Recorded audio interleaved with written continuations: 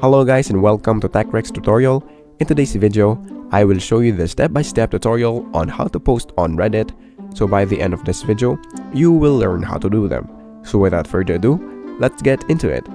So the first thing that we need to do is to open our Reddit app right here. And once we open our Reddit app, make sure that you are logged in into your account.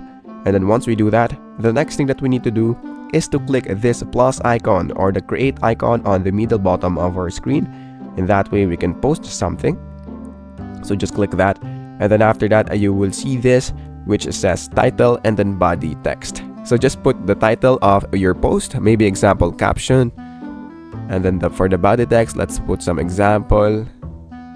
Now if you want to add some link, you can also do that by doing this. So you can just paste the link right there, or if you want to add some images, you can also do that. And if you want to add some videos, you can also do that, and so on. Now once you're now done with this, the next thing that we need to do is to click next. And then after that, just choose the community wherein you want to post your post. And then after that, you are now good to go. So that is basically it for this video. Thank you guys for watching TechRex tutorial. I hope you learned something, and please don't forget to like and subscribe. Have a great day everyone.